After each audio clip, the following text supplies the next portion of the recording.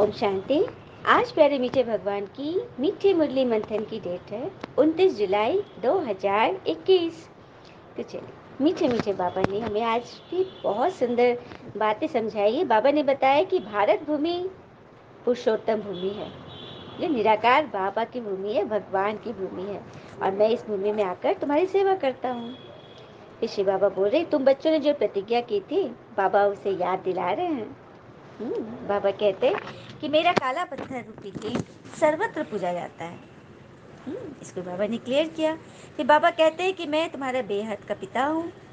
श्री कृष्ण नहीं, वो तो छोटा बच्चा है। फिर मनुष्य मनुष्य को बैरिस्टर, इंजीनियर, डॉक्टर आदि बनाते हैं, पर तू मनुष्य ही रहता है ना। आगे बाबा ने इस पर बहुत अच्छा बताया। फिर बाबा कहते हैं कई बच्चे चिट्ठी लिखते हैं, शिव बाबा केयर ऑफ ब्रह्मा, इसमें बच्चे वंडर क्यों खाते हैं, इसको बाबा ने क्लियर किया। फिर संन्यास मार्ग की बाबा ने महिमा की, बताया कि शंकराचार्य नहीं आते तो भारत तो जल मरता। फिर बाबा बोलते तुम यहाँ तन मन धन से एक बार मुझ पर बलिहारी जाते हो तो 21 जन्मों की तुम्हें बलिहारी मिलती है। पवित्रता से ही पवित्र दुनिया का वर्षा पाते हो। कर्म इंद्रियों से अब कोई भूल नहीं करना है, इस पर बाबा ने बहुत मजबूती से रहने के लिए बोला। और सदा पुण्यात्मा बनने के लिए 21 जन्मों की बलिहारी हमें मिल जाएगी। जितना जितना पुण्यात्मा बनेंगे, और सदा उपराम व एवरेडी बनना है। अशरीरीपन का अभ्यास करने वाले सर्व कलाओं से संपन्न बनते हैं। सरलता व सहनशीलता के गुण को धारण करने वाले ही सच्चे स्नेही व सहयोगी है। चलिए, बाबा की वाणी हम डिटेल में सुनते हैं। बाबा ने कहा, मीठे बच्चे, यह भारत भूमि निराकार बाबा की भूमि है। यहाँ ही भगवान आते हैं तुम्हें राजयोग सिखाए, राजाई देने, तुम्हारी सेवा करने। कल भी बाबा ने पुरुषोत्तम युग पर बोला था ना। पुरुषोत्तम मास भक्ति में भी मनाते हैं, जो हर 3 साल पर आता है, लेकिन उसे मलिन मास कहते हैं।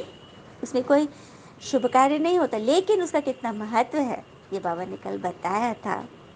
तो उस पुरुषोत्तम युग में, चारों युगों के बाद जो संगम युग आता है, भगवान उसको पुरुषोत्तम युग नाम देते हैं। उस युग में निराकार भगवान आते हैं हमें राजयोग सिखाने। तो पुरुषोत्तम मास जो भक्ति की बात है, उसमें उसके लिए आज फिर एक कथा सुनाती हूँ। एक बार की बात है, एक बूढ़ी माई जब भी साल में 3 साल पर पुरुषोत्तम मास आता था, तो वो बड़ी भक्ति करती थी, बड़ा दान पुण्य करती थी, बड़ा खुश रहती थी। हाँ, खूब महिमा गाती रहती थी। तो एक बार पुरुषोत्तम मास आया, वो खूब पूजा पाठ कर रही थी, खूब महिमा कर रही थी पुरुषोत्तम भगवान की। तो उनकी बहू को, बेटे को बड़ा चिढ़ लगा। वो लोग उनसे आके बोलती है कि सुमाई, तुम क्यों इतना नाम लेती हो पुरुषोत्तम भगवान की? सो क्या दिया है तुम्हारे पुरुषोत्तम भगवान? ना हमारे पास उतना धन दौलत है, ना हमारे पास खाने की अच्छी व्यवस्था है, हाँ, ना मुझे अच्छी नौकरी है, ना तुम्हारी बहू गर्भवती हुई है, कितने साल से इसको पुत्र की प्राप्ति नहीं हो रही है, तो क्यों तुम इतना ईश्वर का नाम जपती हो? क्या मिल रहा है हमें? तो उसको बड़ा दुख हुआ, बहुत उसके दिल पे चोट लगा। तो बस वो कुछ नहीं बोली और घर से निकल गई। चली पुरुषोत्तम भगवान को ढूंढने और उनसे ये सब सवाल पूछने कि मैंने आपकी इतनी भक्ति की, इतना आपका मान लिया, लेकिन आज मुझे आपकी वजह से ताना सुनना पड़ा, मुझे इसका जवाब चाहिए। यह सोचते हुए वो निकल पड़ी, जय पुरुषोत्तम भगवान की बोल के। तो आगे रास्ते में जा रही थी तो उसे एक कोढ़ी मिला, जो कि देखने से तो बहुत धनवान लग रहा था, लेकिन बड़ा दुखी था। तो बूढ़ी माई जा रही थी तो कोढ़ी ने खुद ही पूछा कि बूढ़ी माई कहाँ जा रही हो?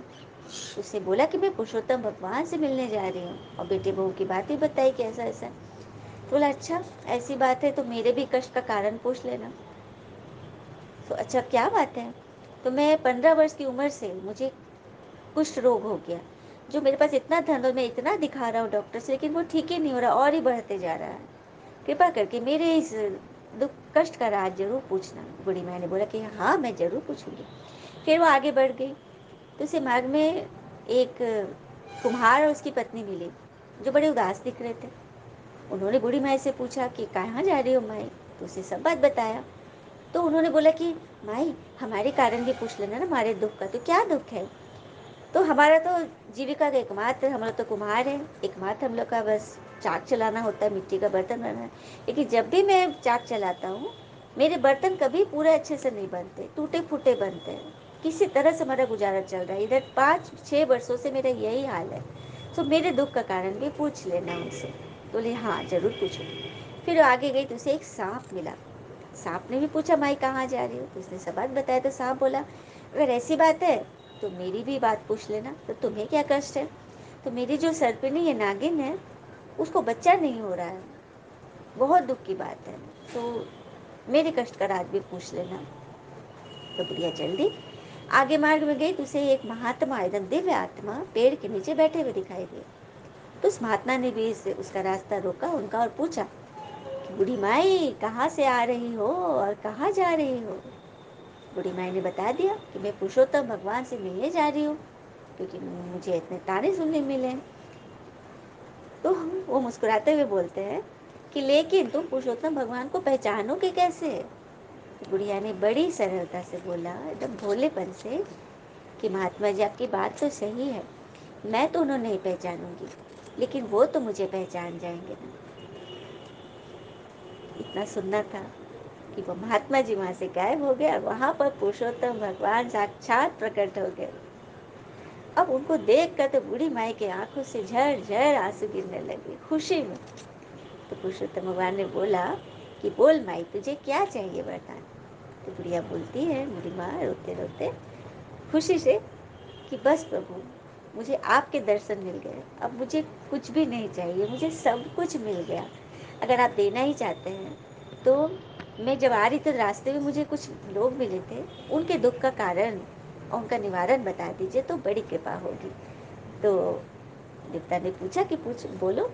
तो उसे सबसे पहले नाग के बारे में बताया क्योंकि नाग सबसे लास्ट मिला था कि वो नागिन को बच्चे नहीं हो रहे हैं, क्या कारण है। तो भगवान ने बोला कि इसका कारण यह है कि उनकी नागिन ने एक गर्भवती माता को डस लिया था जिससे माता और बच्चा गर्भ में ही दोनों का शरीर छूट गया। तो उन्हीं की श्राप उस पर पड़ा है जो उसकी नागिन को बच्चा नहीं हो रहा है। तो उसका उपाय यही है कि उस नाग के पास एक अनमोल मणि है, वो मणि यदि किसी गरीब आत्मा को वो सौंप दे तो उसका ये श्राप कट सकता है। तो बूढ़ी माता बोली अच्छी बात है। फिर दूसरी बात बताई कुम्हार के बारे में जिनका मटका तैयार ही नहीं होता था, बर्तन टूट जाता था।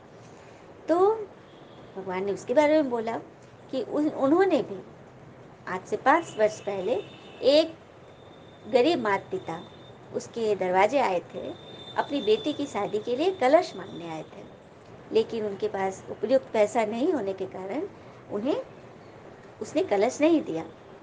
तो उस गरीब माता पिता की हाय उसे लगी है जो वो उसके सारे बर्तन टूट जा रहे हैं, वो सही नहीं हो पा रहा है।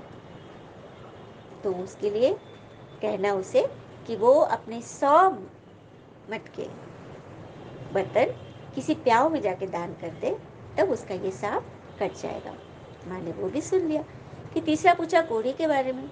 तो बोला कि कोढ़ी पहले बहुत आतताई मनुष्य था, हाँ बहुत ज़्यादा, और वो किसी को भी क्षमा नहीं करता था, हर किसी की बात पकड़कर उसको सजा देता था, उसके साथ ठीक से बात नहीं करता था, हमेशा उसकी निंदा शिकायत करता था, उसको देख नहीं सकता था, मतलब उसके साथ बहुत बुरा करता था।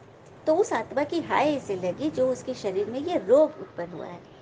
तो उसके उपाय के लिए ये मेरे चरण की धूल ले जाकर उसके उस जख्म पे लगा दो घाव पर, तो उसका घाव ठीक हो जाएगा और आगे से वो सबके साथ एकदम प्रेमपूर्ण व्यवहार करे और सबको क्षमा करे, मिलकर रहे, सहयोग करे, खुश रहे। तो माता ने सब कुछ सुन लिया। फिर वहाँ गई और सबको वो रास्ता बता दिया, नाग को बताई, कुम्हार को बताया, कोढ़ी को बताया, सब ठीक हो गए। फिर बूढ़ी माँ जब घर पहुंची तो अपना घर देखकर चौंक गई। वहाँ पे तो एक झोपड़ी थी पहले, अब वहाँ पे आलीशान बंगला बन गया, बड़ा मकान। और घर के अंदर घुसते ही उसके बेटे बहुत एकदम खुशी से चमक रहे, सबके देह पर एकदम कीमती वस्त्र है और घर में धन धान से भरपूर है। जैसी माता अंदर गई तो उस बेटे ने बोला माँ जी आप चली गई, पुरुषोत्तम भगवान की कृपा से पूरा घर भर गया, मुझे अच्छी नौकरी मिल गई और आपकी बहू भी गर्भवती है। यह सुनना था कि माई की आंखों में फिर आंसू आ गए और फिर जय पुरुषोत्तम भगवान करके पूरा परिवार उनको याद करने लगा।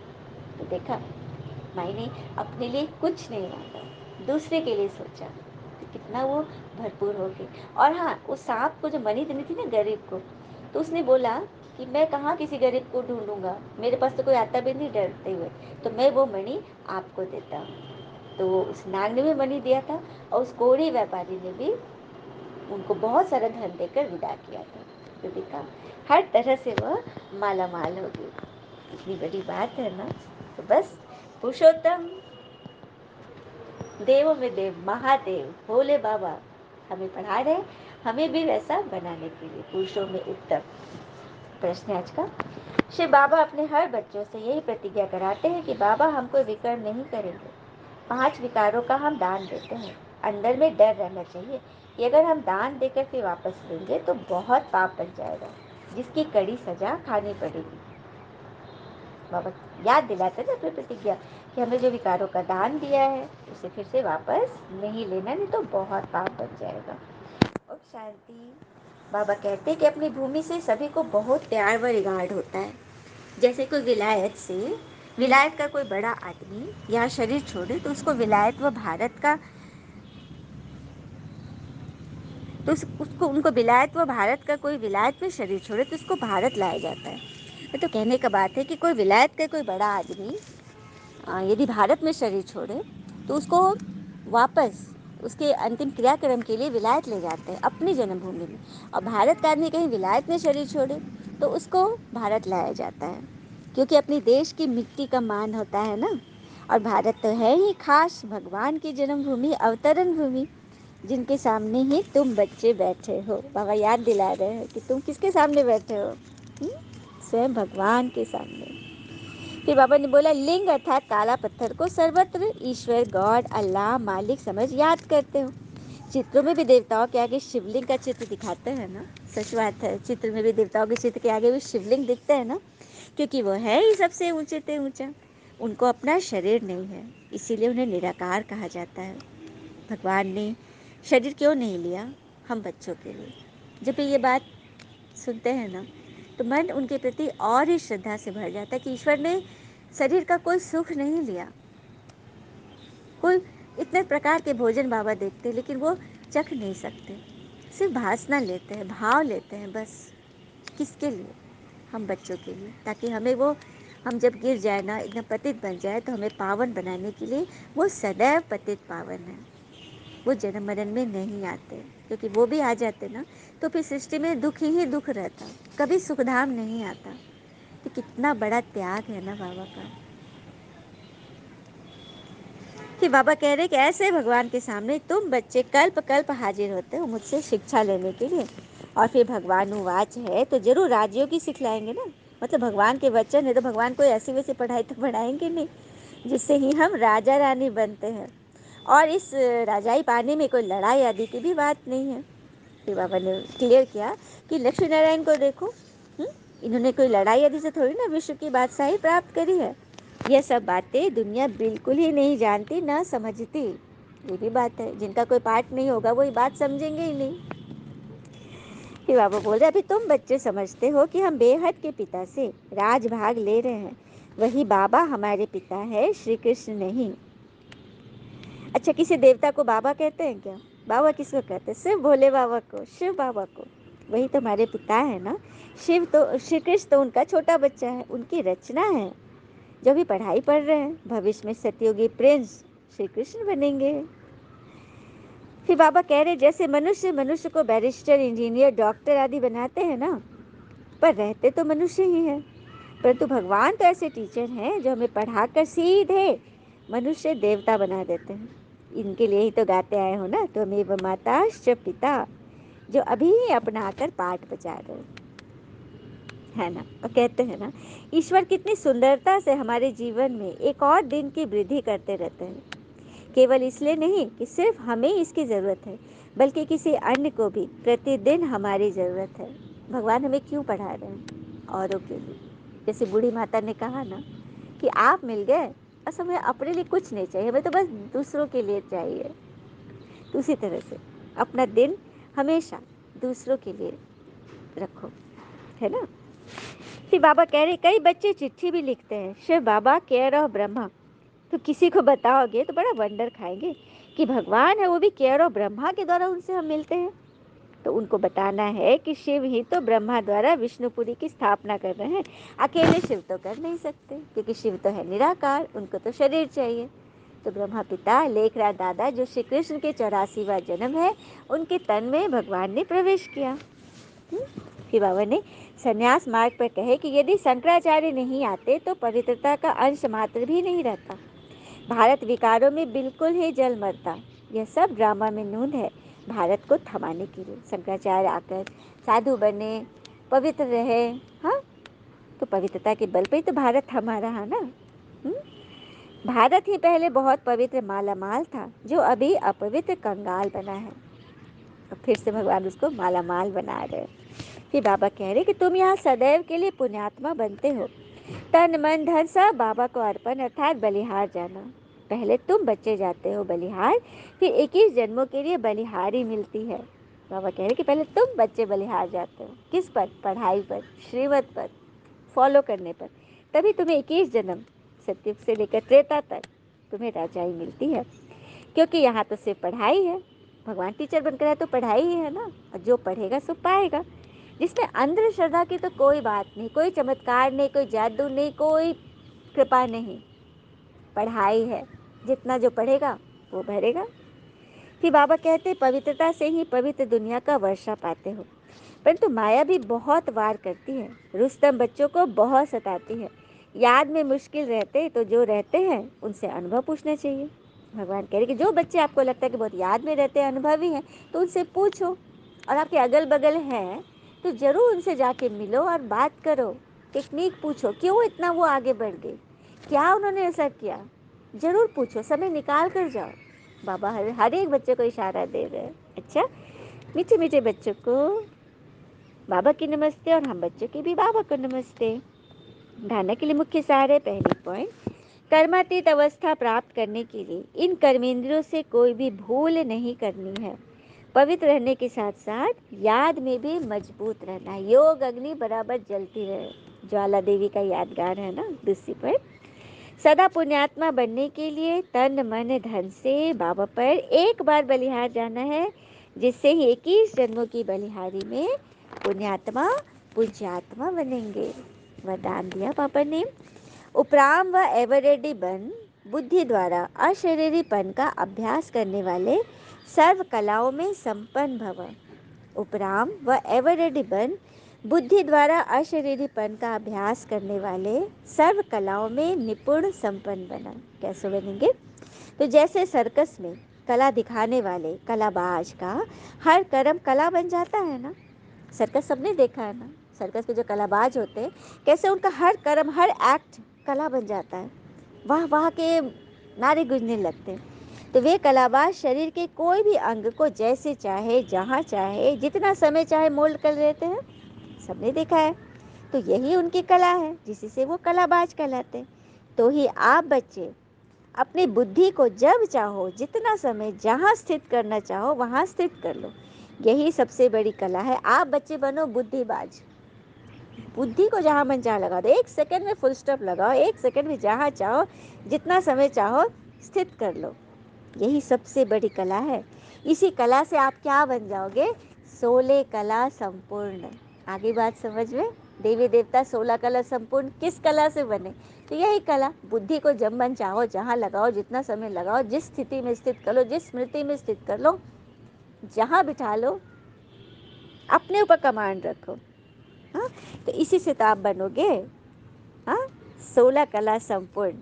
और ज्ञानी होने का अर्थ सिर्फ ज्ञान के आधार पर तर्क वितर्क करना नहीं होता कि मुझे तो बहुत ज्ञान है, बल्कि ज्ञान की धारणा से अपने अंदर से किसी भी आत्मा के प्रति क्या, क्यों व कैसे को मिटाना होता है। देह भान को जीतने वाला ही सच्चा कलाबाज बनेगा, सच्चा 16 कला संपूर्ण बनेगा। इसके लिए सदा ऐसे उपराम और एवरेडी बनो जो ऑर्डर प्रमाण 1 सेकंड में अशरीरी बन जाओ। बाकी युद्ध करने में समय न जाओ। क्यों, क्या, कैसे में कितना युद्ध करना पड़ता है, कितना समय नष्ट होता है। एक एक समय यज्ञ का यदि एक एक सेकंड भी हम नष्ट कर रहे हैं तो हमें कष्ट होगा। और कहते हैं ना, जो ईस्ट व अष्ट होते हैं उन्हें कोई कष्ट नहीं होता। तो सबको बनना है ना 16 कला संपूर्ण। तो उपराम व एवर रेडी, बुद्धि को सदा क्लीन एंड क्लियर रखो। और कहते हैं ना कि valuables we carry may impress others, valuables we carry may impress others, but values we hold will inspire others. Be example through your संस्कार्स लाइक डिटीज। अर्थात हमारे मूल्यवान आभूषण, हमारे मूल्यवान चीज़ें दूसरों को प्रभावित कर सकती है, लेकिन हमारे द्वारा धारण किए हुए जीवन मूल्य दूसरों को सदैव प्रेरित करेंगे। कितनी बड़ी बात है। हमारी चीज़ से लोग प्रभावित होंगे, आकर्षित होंगे, लेकिन हमने अपने जीवन में जो वैल्यूज धारण की, जो मूल्यों को धारण की, जो सच्चाई सफाई को जो धारण किया है, उनसे दूसरे सदैव प्रेरित होंगे। देवी देवताओं प्रमाण अपने संस्कारों के द्वारा दूसरों के लिए एक उदाहरण बने। जैसे देवी देवता बने, हाँ, वैसा उदाहरण बनना है। स्लोगन, सरलता व सहनशीलता को गुण को धारण करने वाले ही सच्चे स्नेही व सहयोगी हैं। तो सरलता और सहनशीलता का जो गुण है कौन धारण कर सकते हैं? जो सच्चे स्नेही व सहयोगी है। हर किसी के प्रति स्नेह, क्या क्यों कैसे ऐसे वैसे में मत जाना। जो बातें हो गई, बिंदी लगा दो, बुद्धि को तुरंत वहाँ पे उपराम कर दो, है ना। बुद्धि को जब मन चाहो जहाँ सेट करो, वही तो बनेंगे सच्चे स्नेही व सहयोगी। अच्छा, ओम शांति। शुक्रिया मीठे बाबा, वो बाबा के प्यारे प्यारे बच्चे। थैंक यू बाबा। और कहते हैं ना, इतना आसान नहीं है जीवन का हर किरदार निभा पाना।